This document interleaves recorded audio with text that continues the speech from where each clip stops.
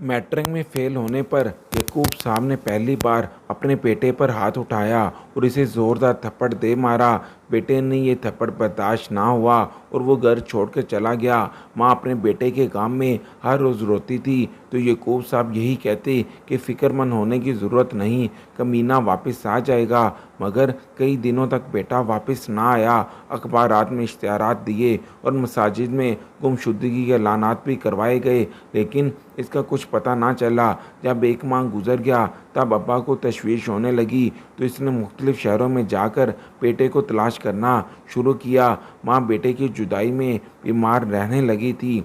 1 साल का अरसा बीत गया लेकिन बेटे का कुछ अता पता ना चला। 1 साल के बाद जंगल से किसी नौजवान की जली हुई लाश बरामद हुई जिसकी शिनाख्त मुमकिन नहीं थी। यकूब साहब ने इसको अपने बेटे की लाश ही समझते हुए करीबी कब्रिस्तान में दफना दिया। 10 साल के बाद यकूब साहब अपनी बीवी के साथ एक मशहूर रेस्टोरेंट में गए और बैरे से कहा कि होटल का सबसे सस्ता तरीन खाना लेकर आओ।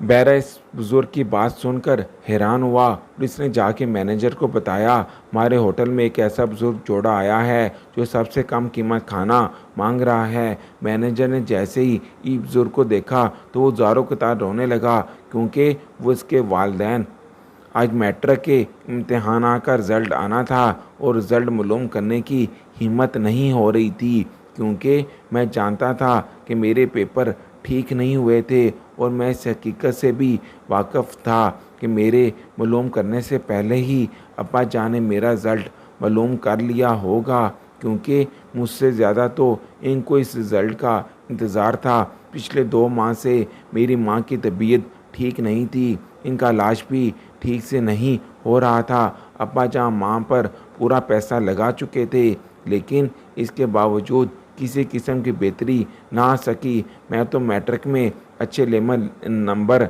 लेना चाहता था लेकिन अब माँ की वजह से पढ़ाई नहीं हो पा रही थी। सारी रात माँ दर्द की वजह से तड़पती थी। डॉक्टरों ने इसके मैदे में एक पथरी बताई थी और इसका ऑपरेशन होना था, लेकिन ऑपरेशन के लिए अखराजात बिल्कुल अब्बा के पास नहीं थे। बाबा जान सिर्फ दवाइयों पर ही गुजारा कर रहे थे क्योंकि कुछ डॉक्टरों ने ये भी कहा था कि अद्वियात से ये पथरी ख़त्म हो सकती है, लेकिन इसके बारे में कोई यकीन से नहीं कह सकता था कि ये मुकम्मल तौर पर ठीक हो जाएगी। आखिरी रास्ता बहरहाल ऑपरेशन ही था। मैं रिज़ल्ट चेक करने गया लेकिन बगैर रिज़ल्ट चेक किए घर वापस लौट रहा था। दिल में यही सोच रहा था कि अगर पास हुआ तो अब्बा का मूड अच्छा होगा और मुझे खुशामदीद कहेंगे, और अगर फेल हुआ तो अब्बा का मूड ख़राब होगा, वो मुझे मज़ीद मेहनत करने का मशवरा देंगे और मेरी हौसला अफजाई करेंगे। यही सोचकर मैं घर की दहलीज में दाखिल हुआ तो अब्बा गुस्से में थे। इनका चेहरा गुस्से से लाल था। मैं समझ चुका था कि मैं फ़ेल हो चुका हूँ। इससे पहले कि मैं अब्बा से माफ़ी मांगता और इससे ये वादा करता कि अगले साल मैं बेहतरीन नंबरों से पास होकर दिखाऊंगा। माँ की बीमारी की वजह से मैं ठीक से तालीम पर तवज्जो ना दे पाया। ये सब मैं अपने अब्बा को बताना चाहता था लेकिन अब्बा ने मुझे इस बात का मौका ही ना दिया। वो अपनी जगह से उठे और मेरी तरफ आने लगे। मेरा दिल खौफ के मारे कांप रहा था। अब्बा ने मुझे ज़ोरदार थप्पड़ दे मारा और कुछ लम्हों तक तो मेरा सर चकराने लगा। मुझे किसी चीज़ का होश तक ना रहा। जब होश आया तो देखा कि मैं नीचे ज़मीन पर लेटा हूँ। अब्बा अपनी जगह साकत खड़े हैं जबकि मेरी बीमार माँ चारपाई से उठकर मेरी तरफ आ रही थी। वो अब्बा को मलामत कर रही थी कि मेरे लाल को क्यों मारा। मैं अपनी जगह से उठा। अम्मा मेरे कपड़ों से मट्टी झाड़ रही थी और साथ साथ मेरी बुलाएं ले रही थी। माँ को इस बात का शदीद गम था कि अब्बा ने पहली बार मुझ पर हाथ उठाया था, मगर शायद माँ से ज़्यादा मुझे इस बात का गम था कि अब्बा ने मेरे साथ इंसाफ नहीं किया क्योंकि वो ये बात भूल चुके थे कि मैं जिस घर में रहता हूँ पिछले कई माह से इस घर में मसाइल चल रहे थे। तालीम का माहौल नहीं मिल रहा था। शायद अगर मैं हॉस्टल में होता तो नतीजा कुछ और होता। इनके इस रवैये की वजह से मैं मुकम्मल तौर पर मायूस हो चुका था और घर से जाने का इरादा कर लिया। मैं घर छोड़कर जा रहा था लेकिन ये नहीं जानता था कि मेरी मंजिल कहाँ है, लेकिन ये ज़रूर जानता था कि अगले कई दिनों तक घर वापस नहीं आ पाऊँगा। अब्बा ने जो थप्पड़ मुझे मारा था, दरअसल ये मेरे ज़मीर पर थप्पड़ था जिसने मुझे झंझोड़ कर रख दिया। अब मैं ऐसा नालायक नहीं था कि अब्बा से किसी किस्म का बदला लेता, लेकिन मैंने ये ठान लिया था कि घर लौट कर नहीं जाऊँगा। जब शाम होने लगी तो मेरा दिल बहुत घबराने लगा, क्योंकि ये ज़िंदगी में पहली बार हुआ था कि मगरिब की अज़ान के वक़्त भी मैं घर से बाहर था, जबकि इससे पहले ऐसा कभी नहीं हुआ था। अब्बा की तरफ से मुझे हदायत थी कि मगरिब की अज़ान से पहले तुम्हें घर होना ज़रूरी है, और अब्बा के मैंने हर हुक्म की, हमेशा तामील की। जामिया मस्जिद में गया, इसके बाद मगरिब की नमाज अदा की, इसके बाद तस्बीहात पढ़ने के लिए मस्जिद में ठहरा रहा। इमाम मस्जिद मुझे बार बार बड़े गौर से देख रहे थे। शायद इनके लिए मैं अजनबी था। वो जानते थे कि मैं इस मोहल्ले का नहीं। इसके बाद इशा की अज़ान तक मैं इधर ही रहा। इशा के बाद जमा नमाज अदा की, सब लोग अपने अपने घरों को वापस लौटने लगे तो इमाम साहब मेरे पास आए और कहा कि बेटा, क्या मुसाफिर हो या फिर घर से रूठ कर आए हो। इस वक्त मैं इमाम साहब को हकीकत नहीं बता सकता था। मस्जिद में बैठे हुए मैंने झूठ बोला। मैंने इमाम साहब से यही कहा कि मैं मुसाफिर हूँ, सुबह यहाँ से चला जाऊँगा। इमाम साहब ने कहा, बेटा, मैं तुम्हारे लिए खाना लेकर आता हूँ। मैंने मना किया और झूठ बोला कि मैं तो खाना खा चुका हूँ, मगर वो तजर्बाकार इंसान थे। इसने मेरी आंखों और चेहरे को पढ़ लिया कि मैं कितना भूखा हूँ। लिहाजा घर की तरफ रवाना हुए। थोड़ी देर के बाद वो खाना लेकर आए। मैंने खाने को देखते ही इस पर टूट पड़ा। खाना खाकर मैंने इमाम साहब का शुक्रिया अदा किया और यूं घर से बाहर मेरी पहली रात मैंने मस्जिद में गुजारी। दूसरी तरफ यकूब साहब यानी मेरे वालिद अपने बेटे के लिए बिल्कुल परेशान नहीं थे, लेकिन यकूब साहब की बीवी अपने बेटे ज़फ़र के लिए तड़प रही थी। वो बार बार अपने शौहर से यही कह रही थी कि आपने ऐसा क्यों किया। मेरा बेटा पहली बार नाकाम हुआ था और इस नाकामी पर आपने इसके साथ ये नहीं किया, जबकि इसे आपके साथ की वो ज़रूरत थी। यकूब साहब बार बार अपनी बीवी से यही कह रहे थे कि मुझे ज़फ़र से वो उम्मीदें थीं। इसने मेरी उम्मीदों पर पानी फेरा। मैं तो यही समझ रहा था कि वो क्लास टॉप नहीं बल्कि ज़रा टॉप करेगा और कोई पोजीशन लेगा, मगर ऐसा ना हो सका। चलो, पोजीशन हासिल नहीं की, लेकिन कम अज़ कम पास तो हो जाता। लेकिन वो कम वक्त तो फेल हो गया। तुम्हारी बीमारी की वजह से पिछले कई माह से मैं कितना डिस्टर्ब था। तुम्हारे ऑपरेशन के लिए मैंने लोगों से कर्ज मांगे। इन हालात में कम अज़ कम मुझे अपने बेटे की तरफ से कोई तो खुशी नसीब होती, लेकिन अफसोस कि बेटे ने मुझे खुशी ना दी। खैर, मियाँ बीवी में ये तकरार जारी रही। माँ बार बार अपने शौहर से यही कह रही थी कि मेरा दिल घबरा रहा है, पता नहीं कि मेरा बेटा कहाँ होगा, रात इसने कुछ खाया भी होगा या नहीं। यकूब साहब अभी भी मुतमिन थे और बीवी से कह रहे थे कि अपने किसी दोस्त के पास होगा, तुम्हें परेशान होने की बिल्कुल भी ज़रूरत नहीं है, सुबह घर वापस लौट आएगा। मगर सुबह की शाम हुई, दिन गुजरते गए, लेकिन ज़फ़र वापस ना आया। मस्जिद में फ़जर की अज़ान सुनी तो नींद से बेदार हुआ। सुबह की नमाज अदा की और इसके बाद वहाँ से जाने लगा तो इमाम साहब ने मुझे रोका और कहने लगा, बेटा, नाश्ता करके ही यहाँ से जाना। मैंने इमाम साहब से माज़रत की कि मुझे अपनी मंजिल की तरफ जाना है। हालांकि मैं खुद नहीं जानता था कि मेरी अगली मंजिल क्या है, मगर इमाम साहब ने ज़िद की और मुझे सुबह तक यहाँ रहने का मशवरा दिया। वो मेरे लिए घर से नाश्ता लाए।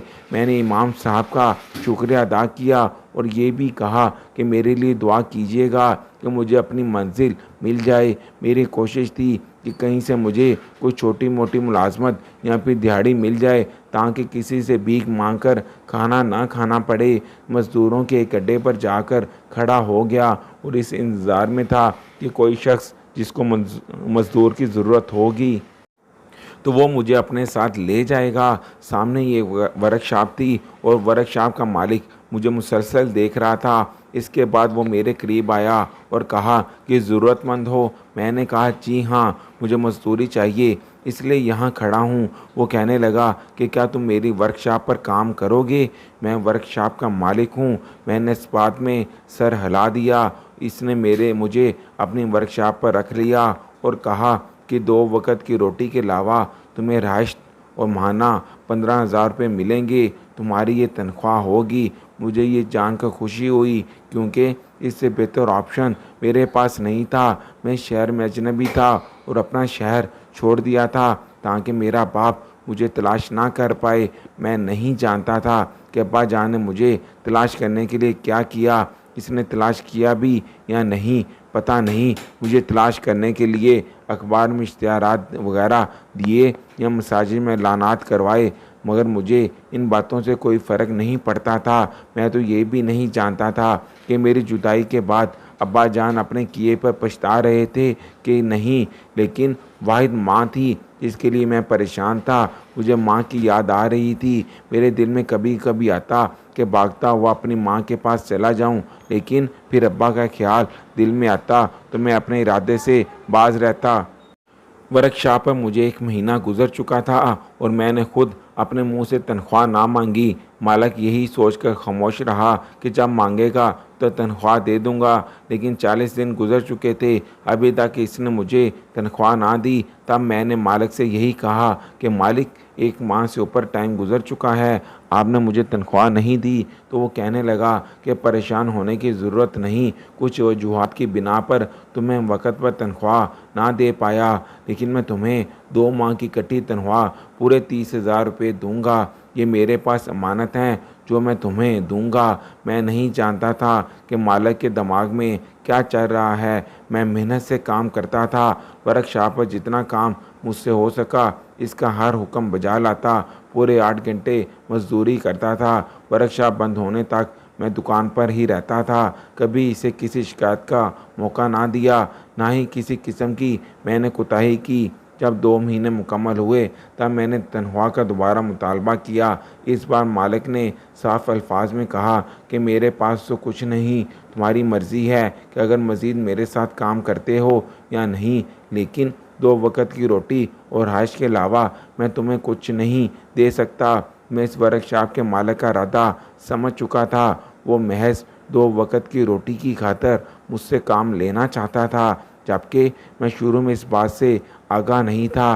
लिहाजा मैंने वहाँ से जाने का इरादा कर लिया। बस अड्डे पर जाते वक्त मैंने इससे कुछ पैसे मांगे ताकि मुझे बस का किराया तो मिल जाए। और यही कहा कि मैं अपने घर जाना चाहता हूँ। इसने मुझे बस का किराया दिया। मैं मुसाफिर बस में इंतज़ार करने लगा। दरअसल मैं घर नहीं बल्कि शहर से दूसरे शहर की तरफ जा रहा था। ये शहर मुझे रास ना आया। तबीयत भी काफ़ी ख़राब रही। शायद इस शहर का पानी ख़राब था। मैं एक मुसाफिर बस में सवार हुआ। मेरे साथ एक आदमी था जिसकी उम्र लगभग 50 बरस थी। वो मुझसे बातें करने लगा। इसे मैं हकीकत तो ना बता सका, लेकिन ये ज़रूर कहा कि माँ बाप गरीब हैं जिनकी वजह से मैं मजदूरी के लिए जा रहा हूँ। वो तमाम तफसीलात जानकर मुझसे कहने लगा, बेटा, शहर में जाकर धक्के खाने से बेहतर है तुम मेरे साथ मेरे गांव आओ। काफ़ी ज़मीनें हैं मेरी। मुझे एक मुलाज़म की ज़रूरत है। मैं तुम्हें माकूल तनख्वाह दूंगा और खाना भी मिलेगा और रहाइश का भी कोई मसला ही नहीं। तुम्हारी शक्ल देखकर मुझे ऐसा महसूस होता है कि तुम काफ़ी बीमार हो। शहर में मज़ीद रहना तुम्हारी सेहत के लिए ठीक नहीं। मैं पहले ही वर्कशॉप के मालिक से धोखा खा चुका था। मज़ीद धोखा नहीं खाना चाहता था, मगर मुझे इसकी बातें सच्ची मालूम होने लगी। इसका लहजा सच्चा था और मैं इसकी बातें जुटला ना पाया। सबसे ज़्यादा जिस बात ने मुझे मुतासर किया वो ये थी जब इसने कहा कि बेटा, मेरी शादी को 25 साल गुजर चुके हैं, लेकिन मेरी कोई औलाद नहीं। तुम मुझे एक अच्छे ख़ानदान से लगते हो और उसके अलावा ज़रूरतमंद भी हो। लिहाजा मैं तुम्हारी मदद करना चाहता हूँ। तुम्हारे भले के लिए ही ये सब कह रहा हूँ। मैंने शहर जाने का इरादा तर्क किया और अपनी मंजिल तब्दील की। मैं शख्स के साथ गांव जा रहा था। तकरीबन 2 घंटे के सफ़र के बाद गाड़ी इसके गांव में पहुंची। हम दोनों गाड़ी से उतरे। ये एक ऐसी सड़क थी जिसके पास ही एक जंगल था। वो शख्स जिसका नाम दीनो था, मैंने इससे पूछा कि चचा दीनू, हम लोग जंगल की तरफ क्यों जा रहे हैं? वो कहने लगा, बेटा, जंगल के उस पार मेरा गांव है, लिहाजा जंगल से हमें गुजरना पड़ेगा, लेकिन तुम्हें फ़िक्रमंद होने की बिल्कुल ज़रूरत नहीं। ये एक बेज़रर जंगल है जिसमें किसी किस्म के खतरनाक जानवर नहीं रहते। हम जंगल के दरमियान चलते जा रहे थे, लेकिन फिर भी मेरा दिल ज़ोर ज़ोर से धड़क रहा था। मुझे इस बात का खतरा महसूस हो रहा था कि कुछ ना कुछ मेरे साथ गलत होने वाला है। ऐसा महसूस हो रहा था कि मेरे साथ धोखा हो रहा है। जंगल के उस पार एक दरिया था। वो कश्ती वहाँ किनारे पर खड़ी थी। इस कश्ती पर कुछ लोग सवार थे जो शक्ल से बहुत खतरनाक महसूस हो रहे थे।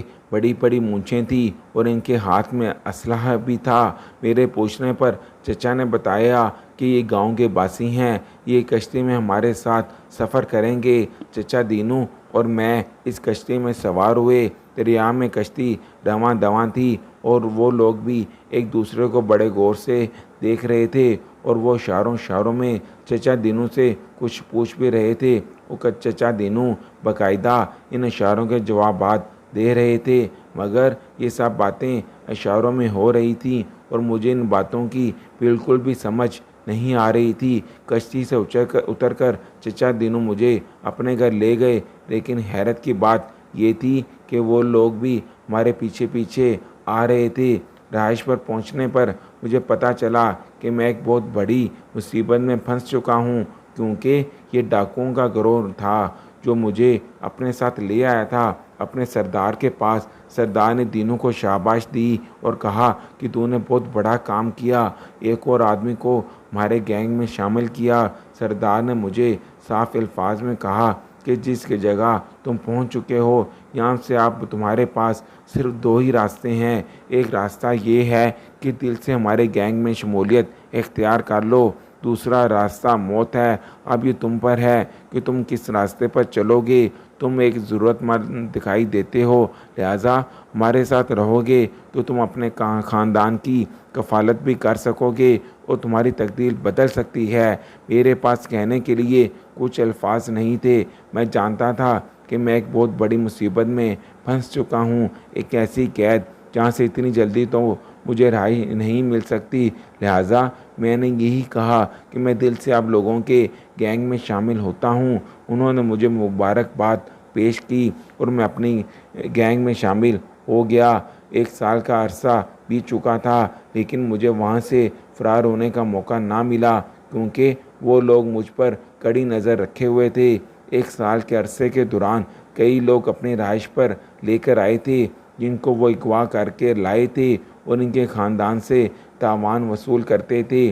कई ऐसे मजबूर लोग थे जिनको वो पकड़ कर ले आए थे और फिर भारी कीमत वसूल करके इनको आज़ाद किया था। कई ऐसे लोग भी पकड़ कर वो लाए थे जिनके घर वाले पैसे नहीं दे रहे थे। फिर इनको बेदर्दी से मार कर वो दरिया में फेंक देते थे। 1 साल तक मैं घर वापस ना आया तो अब्बा जान यही समझ रहे थे कि मेरा बेटा अब कभी भी वापस नहीं आएगा, या फिर इसने खुदकुशी करके अपनी जान दे दी है। माँ बहुत तड़प रही थी, लेकिन इसको मेरे जीने की उम्मीद थी। अब्बा से यही कहती थी कि एक ना एक दिन मेरा बेटा लौटकर ज़रूर वापस आएगा। अचानक टीवी पर खबर चली कि साथ वाले जंगल में एक नौजवान की जली हुई लाश मिली है। ये खबर सुनकर अब्बा जाए वो कुआं पर पहुँचे। लाश की शिनाख्त बिल्कुल नहीं हो रही थी। अब्बा ने इंतज़ामिया से यही कहा कि ये लाश मेरे बेटे की है। मेरा बेटा 1 साल से गुमशुदा है, किसी को ना मिल सका। हो ना हो ये ज़फ़र ही है। अब्बा लाश को घर ले आए, फिर कब्रिस्तान में दफना दिया। माँ की भी उम्मीद जो अब तक जिंदा थी वह अब वो भी मर चुकी थी। कुछ दिन के बाद एक ऐसे शख्स को डाकू पकड़ कर लाए जो बहुत बड़े रेस्टोरेंट का मालिक था। इसका नाम शेख हबीब था। वो करोड़पति शख्स था। उन्होंने शेख हबीब के घर वालों से 50 करोड़ की डिमांड की, जो कि बहुत ज़्यादा थी। जब फ़ोन पर शेख साहब की मुलाकात अपने घर वालों से कराई गई, तब शेख साहब ने अपने घर वालों को सख्ती से मना किया कि मैं इतनी रकम अफोर्ड नहीं कर सकता, लिहाजा मुझे आज़ाद करने के लिए तुम लोगों ने इतनी सारी रकम नहीं देनी। मैं अपनी सारी जायदाद हत्ता कि अपना घर भी फ़रोख्त कर दूं, तब भी इतने पैसे मेरे पास नहीं बनते। मैं शेख साहब की रखवाली पर मामूर था, जबकि बाकी लोग दरिया के किनारे ठहर रहे थे। वो मुझ पर इत्मीनान करते थे। कभी ना सोचा कि ज़फ़र हमें धोखा दे सकता है और फ़रार हो जाएगा, लेकिन मैं तो मौका की तलाश में था। आज वो मौका मुझे मिल रहा था। मैं शेख साहब को वहाँ से आज़ाद करा के जंगल की मुखालिफ सिमत में भागना शुरू हुआ। वो काफ़ी देर भागने के बाद मुझे पता चला कि मैं शेख साहब को लेकर इनके घर आ गया हूँ। डाकू का गिरोह मुझे तलाश करता रहा, लेकिन मैं अब फरार हो चुका था। शेख साहब अक्सर मुझसे कहा करते थे कि बेटा, तूने मुझे ख़रीद लिया है, मैं तुम्हारा एहसान ज़िंदगी भर नहीं चुका पाऊँगा। शेख साहब की इकलौती बेटी थी जिससे मेरी शादी हुई। आज मैं शेख साहब का कारोबार, इनका रेस्टोरेंट संभाल रहा हूँ। शेख साहब की वफ़ात को 8 बरस हो चुके थे। एक दिन मैं अपने होटल में ही मौजूद था कि ऑफिस में बैठा मैंने खिड़की में देखा कि अब्बा जान माँ को लेकर होटल पर आए हैं। अब्बा ने बहरे से कहा कि इस होटल का सस्ता तरीन खाना लेकर आओ जिसकी कीमत सबसे कम हो। बहरे को मैंने हाथ का इशारा किया और अपने पास बुलाया। फिर इनसे पूछा तो बहरे ने मुझे सारी तफसील बताई। मैंने बहरे से कहा कि इस रेस्टोरेंट का सबसे महंगा और अच्छा खाना मेरे वालिदैन को देना। और इसके बाद बिल की बारी आई तो बूढ़े शख्स ने बहरे से पूछा कि बेटा, कीमत क्या है। जिस पर बहरे ने मेरे बाप को बताया कि आपके खाने की कीमत अदा हो चुकी है, आपको परेशान होने की ज़रूरत नहीं। अल्लाह ताला ने मेरे वालिदैन से मुझे मिला दिया। मैं अपने भाई घर गया था, लेकिन वहाँ ताला लगा हुआ था। पड़ोसियों को भी इस बात का इल्म नहीं था कि मेरे वालिदैन कहाँ हैं। कितने साल तक मैं अपने वालिदैन को तलाश करता रहा, लेकिन वो ना मिल सके। लेकिन आज किस्मत इनको मेरे ही होटल पर लेकर आ गई और मेरी खुशी का तो कोई ठिकाना ही नहीं था। वो खाना खाकर होटल से बाहर निकले तो मैं इनके पीछे हो लिया। दोनों एक किराए के मकान में रहते थे। वो जैसे ही किराए के मकान में दाखिल हुए तो मैं इनके पीछे पीछे चल पड़ा। आज 10 साल के बाद मैं अपने वालिदैन को मिल रहा था। इनको सलामत देखकर मैं बहुत खुश था, लेकिन मुझसे ज़्यादा खुशी मेरे वालिदैन को थी जो मुझे कई अरसे के बाद देख रहे थे।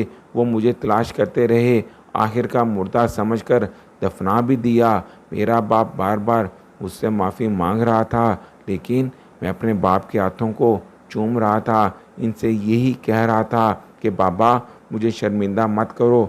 गलती मुझसे हुई थी कि मैं आप लोगों को छोड़कर चला गया। आज मेरे वालिदैन हमारे घर में हमारे साथ ही रहते हैं। बस एक पछतावा मुझे आज तक है कि 10 साल मैं अपने वालिदैन से दूर रहा, इनकी खिदमत ना कर सका।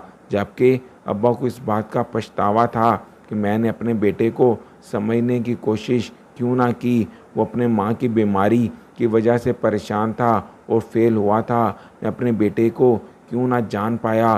रिश्तों में मजबूती तभी मुमकिन है जब इंसान एक दूसरे को समझने की कोशिश करें। अगर वीडियो पसंद आई है तो लाइक और शेयर ज़रूर कीजिएगा। मिलते हैं आपकी खिदमत में एक नई वीडियो के साथ। तब तक के लिए इजाज़त दीजिए। अल्लाह ने के बान।